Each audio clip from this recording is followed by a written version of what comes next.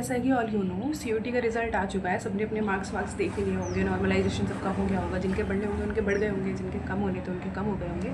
लेकिन अब मेन चीज़ आती है प्रेफरेंस लिस्ट की, ठीक है। तो आज बात ज़्यादा नहीं घुमाऊंगी, आज मतलब चलते हैं प्रेफरेंस लिस्ट पे, क्योंकि इसके बाद यही काम बचता है। लाइक अगर आपने अपने डॉक्यूमेंट्स रेडी करा लिए हैं तो करा लो, मतलब नहीं भी कराए हैं तो करा लो, करा लिए हैं तो उन्हें सही से एक जगह पर रख लो, ठीक है। हर चीज़ के पासवर्ड, अपनी न्यू ईमेल आईडी जिसको तुम कॉलेज में दोगे, अपना फ़ोन नंबर, क्योंकि भाई ये सब चीज़ें बाद में चेंज नहीं होती, अपनी फ़ोटो वोटो वो सारी चीज़ें तुम अच्छे से देख लेना, ठीक है, कि उन्हीं चीज़ों को डालना है, क्योंकि आगे जाके चेंज कराओगे तो थोड़ी झंझट होगी यार, उन सबका कोई मतलब है नहीं। तो वो सब चीज़ें ना आगे जाके मतलब अपनी अभी से सही जगह पे अच्छे से रख लो, ठीक है। कुछ लिस्ट ऑफ डॉक्यूमेंट्स हैं जो कि मैं आपको बता देती हूँ, ताकि आपको आगे जाके कोई दिक्कत ना हो, क्योंकि भाई मैंने लाइक 1-2 नहीं रहने दिए थे बाद में जाके, तो मुझे बड़ी दिक्कत हुई थी यार। पता है तुम कॉलेज में 1-2 महीने कर चुके होगे, जब तुम्हारी डॉक्यूमेंट्स वेरीफाई हो रही होंगी तभी लोग तुम्हें निकाल देंगे, तो इसका कोई मतलब नहीं है, ठीक है। तो अभी से इसे रेडी करके रख लो, तुम्हारे पास पूरे, तो तुम्हें आगे से आगे जाके हेडेक नहीं रहेगा। मैंने क्या किया था, मेरा स्कूल लिविंग सर्टिफिकेट नहीं था मेरे पास, तो उसके लिए मुझे स्कूल के बहुत चक्कर काटने पड़े थे, तो वही कह रही हूँ। तो ये देखो, ठीक है, पहले 10th की मार्कशीट, 12th की मार्कशीट, अगर तुमने 10th में स्कूल चेंज किया है तो स्कूल लिविंग सर्टिफिकेट, 12th का school leaving certificate and character certificate आना चाहिए रिसेंट 6 महीने का। फिर होना चाहिए तुम्हारा SC ST PWD CW, अगर तुम कोई भी रिजर्वेशन के लिए अप्लाई करो तो रिजर्वेशन का सर्टिफिकेट होना चाहिए तुम्हारे पास। और अगर OBC का है तो OBC का आपका 2016 से पहले का होना चाहिए, अगर पता है मतलब रिसेंट 1 साल का ही होना चाहिए, ताकि वो तुम्हें क्रीमी लेयर में या नॉन क्रीमी लेयर में ऐसा ऐसा कुछ होता है, ठीक है। तो वो सब अपना ध्यान रख लेना, ठीक है। फिर उसके बाद आता है माइग्रेशन सर्टिफिकेट। अगर आपने आउट ऑफ दिल्ली से अपना स्कूलिंग करी है तो आपको माइग्रेशन सर्टिफिकेट होना चाहिए। फिर उसके बाद 2 पासपोर्ट साइज़ फ़ोटो, मतलब यार पासपोर्ट साइज़ फ़ोटो तो बहुत सारी करवा लो, क्योंकि भाई तुम्हें आगे जाके कहीं ना कहीं लगाने में काम आते ही रहेगा, ठीक है। अभी से तो बहुत सारे आएंगे, तो फिर ठीक है, ये सब करके रख लो। फिर आते हैं प्रेफरेंस लिस्ट पे, ठीक है। तो मेरी जो प्रेफरेंस लिस्ट थी भाई, मेरे को 575 पे कॉलेज मिला है, एंड मैं कॉमर्स से हूँ, लाइक इस नंबर पे नहीं मिलता है लोगों को, लेकिन मेरे को मिल गया था, क्योंकि यार मेरे को डिग्री करनी थी, जो करनी थी वो मेरे को मिल गई है। अब देखो तुम्हें ना एक चीज़ बता देती हूँ मैं, अगर तुम DU की वेबसाइट पे जाओगे तो तुम जाके वहाँ पे सर्च करना लाइक CSES 2025, ठीक है। तो वहाँ पे जाके ना तुम जब उस वेबसाइट पे जाओगे तो एडमिशन में 2025 एडमिशन 2026 ऐसे लिख के आ रहा होगा, ठीक है। फिर उसके नीचे जाना PhD, फिर UG आएगा, UG में ना 25-26 में, ठीक। तो उसके अंदर जब तुम नीचे से जो CSES UG है उसमें थोड़ा बोल्ड कलर हो रखा है, उसके ऊपर जब जाओगे तो तुम्हें ना एक दिखेगा UG मिनिमम एलोकेशन स्कोर, ठीक है। इससे तुम लोग कंपेयर कर सकते हो कि तुम्हें कितने मार्क्स पे कौन सा कॉलेज मिल जाएगा। अगर मैं इस पर क्लिक करूँ तो इसके आगे जाती हूँ, ठीक है। तो देखो वहाँ पे सारे कॉलेजेस का, देखो यहाँ पे सारे कॉलेजेस का आ गया कि कौन से कॉलेज में कितने मार्क्स पे मिला हुआ है, कौन सी कैटेगरी को मिला हुआ है। तो अगर तुम्हारे पास किसी भी चीज़ का सर्टिफिकेट है तो प्लीज़ प्लीज़ प्लीज़ उसे अटैच कर लेना भाई, बहुत अंतर पड़ जाता है। जैसे कि तुम पहला ही देखो, अगर आचार्य नरेंद्र देव का तुम देखो पहला कोर्स कि BCom है उनका, जो अनरिजर्व्ड को मिला था 741 में, भाई 741 में BCom मिल गया। लाइक कॉलेज की बहुत प्रेफरेंस है भाई, मतलब कॉलेज बहुत मैटर करता है कि अगर तुम प्रेफरेंस लिस्ट में अच्छे खासे नंबर ऑफ कॉलेजेस डालोगे ना तो तुम्हें एट द एंड मिल ही जाता है कॉलेज। ऐसा किसी का भाई कोई लाइक ऐसे 2-3 कॉलेज डाल दिया उसने, वही टॉप कॉलेजेस, क्रीमी कॉलेजेस, फिर तुम एक्सपेक्ट करो तुम्हें डीम मिल जाए, तो जब तक तुम्हारे क्रीमी नंबर नहीं है तो फिर मत करो एक्सपेक्ट, ठीक है। फिर उसके बाद अगर देखो तुम वहीं पे देखो OBC में उन्होंने क्या बोला होगा कि 591 मार्क्स में उन्होंने OBC वाले को दे दिया है। लाइक ब्रो, सिर्फ एक OBC के सर्टिफिकेट से तुम्हें उसमें 200 नंबर के आसपास का रिलैक्सेशन मिल गया है। फिर उसके बाद SC पे आ जाओ तो SC में भी, ST पे आ जाओ, ST पे तो 300 पे मिला हुआ है ब्रो। EWS में भी लाइक तुम्हें 50 के आसपास, 50 के 100 नंबर के आसपास का तुम्हें मार्जिन मिला हुआ है। PWD में और भी कम है।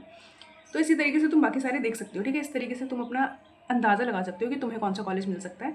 अब देखो तुम ना पहले क्या करना, पहले तुम ना सारे कॉलेजेस देखो कि कौन कौन से कॉलेजेस हैं DU में, कौन कौन से तुम्हें पसंद आ रहा है, ठीक है। जैसे कि मैं BCom के हिसाब से बता देती हूँ, क्योंकि भाई मैं कॉमर्स के स्टूडेंट हूँ तो मैं कॉमर्स के हिसाब से बता देती हूँ, ठीक है। तो देखो कॉमर्स में क्या होता है कि बंदे को ना इको ऑनर्स या BCom ऑनर्स करनी होती है मोस्ट प्रोबेबली, ठीक है। तो अगर तुम देखो उसके लिए कौन सा कॉलेज सबसे बेटर है, ऑफकोर्स सब लोग नॉर्थ कैंपस डालते हैं। अगर किसी की साउथ कैंपस की प्रेफरेंस है, लाइक मेरे दोस्त उधर ज़्यादा है, मेरे घर वाले ज़्यादा है, या फिर कोई सी भी कोई तुम्हारी प्रेफरेंस होती है, तो उस तरीके से तुम अपनी लाइक कर सकते हो कि मुझे LSR ही जाना है पहले। अगर कोई लड़की है तो उसका ये होगा कि भाई नहीं, मैं SRCC से ऊपर भी LSR को रखती हूँ। तो उस तरीके से ना पहले तुम कॉलेजेस की लिस्ट बना लो कि ये कॉलेज चाहिए मुझे, उसके बाद ये कॉलेज चाहिए मुझे, उसके बाद ये कॉलेज चाहिए, ठीक है।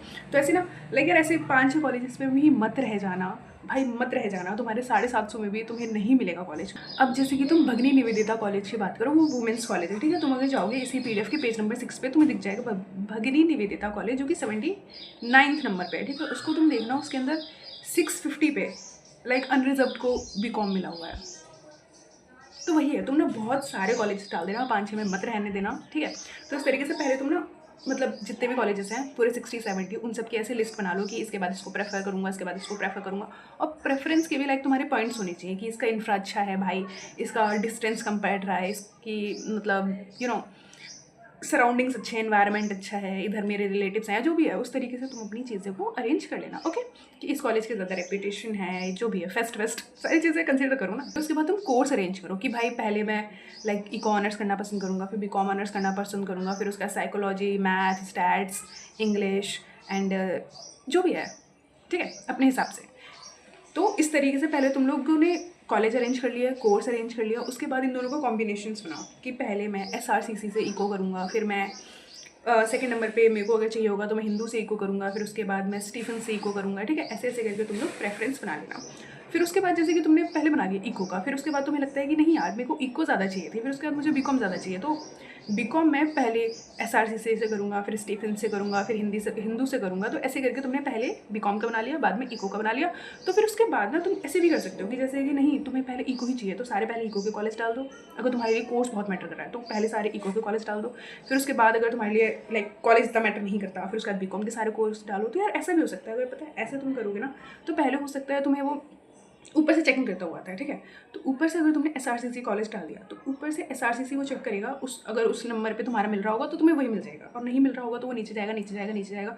अगर तुमने मान लो पहले ही तुम्हें इको ही करना है, तुमने आर्यभट्टा से इको डाल दिया, ठीक है, और तुम्हें आर्यभट्टा मिल गया, और लाइक सोचो कि उस नंबर पे तुम्हें अगर किसी लाइक मैत्री कॉलेज में अगर तुम्हें उसी नंबर पे उसमें मिल रहा होता या बीकॉम मिल रहा होता तो यार क्या दिक्कत थी, मतलब ठीक है ना, दोनों पैरेलल से ही कोर्स है, मतलब यार डिपेंड करता है बंदे की उस पर कि उसकी क्या प्रेफरेंस है। बट आई थिंक कॉलेज को भी प्रेफरेंस देनी चाहिए, कोर्स और कॉलेज दोनों का बढ़िया कॉम्बिनेशन बनाना।